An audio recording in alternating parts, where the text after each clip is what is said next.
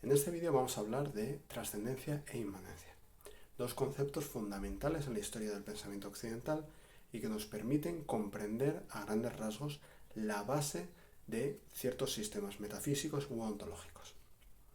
En primer lugar, hay que señalar que tanto trascendencia como inmanencia son conceptos relacionales, es decir, se refieren a la relación entre dos o más elementos.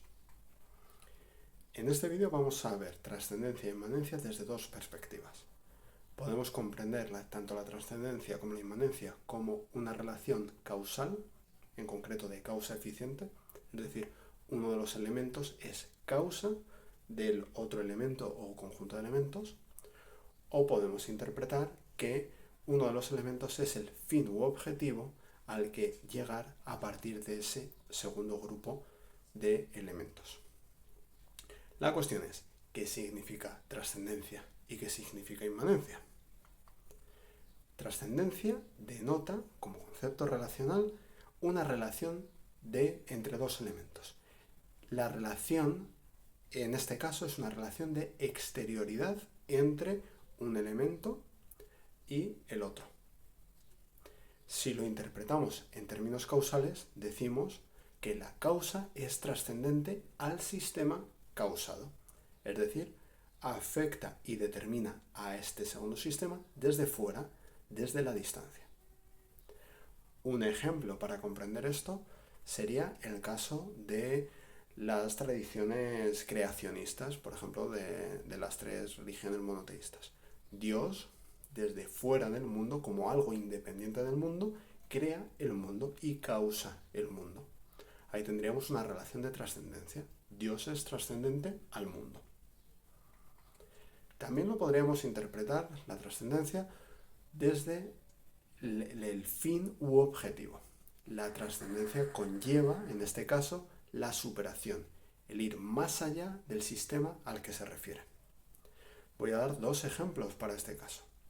En primer lugar, la alegoría de la caverna de Platón.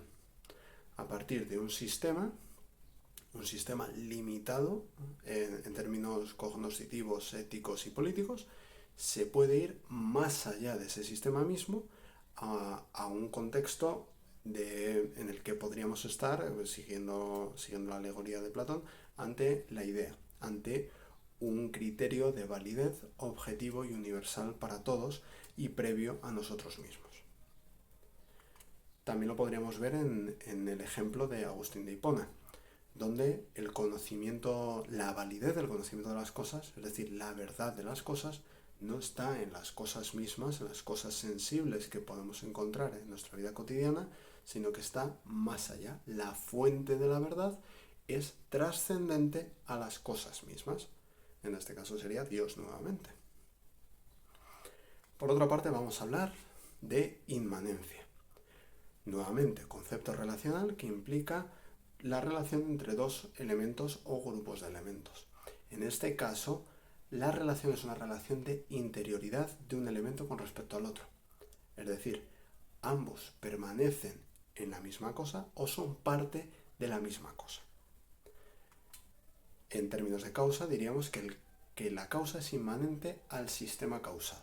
Es decir, que la causa es interior o parte de la misma cosa a la que se refiere. Hay una cierta circularidad en este sentido.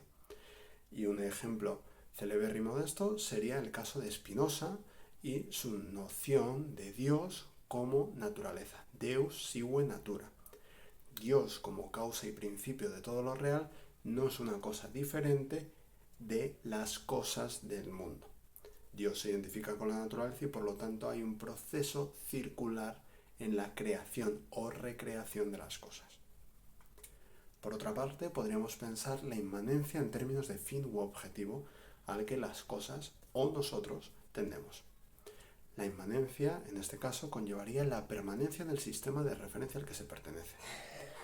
Por ejemplo, de acuerdo con el extracto del cuadro de la Escuela de Atenas de Rafael, que podéis ver en pantalla, Epicuro, la ética epicúrea, supone un rechazo de un estado inmediato en el que están los sujetos, un estado, digamos, atemorizados por las supersticiones.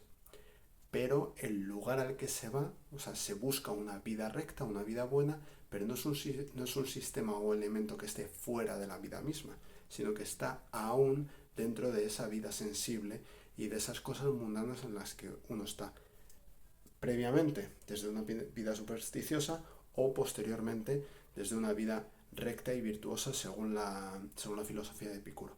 En este caso vemos que el elemento al que se va, de una vida buena según la filosofía de Epicuro, no está fuera del sistema, está dentro del sistema mismo y por lo tanto sigue habiendo una circularidad ahí. Permanece en el mismo sistema, pese a que la perspectiva sea diferente.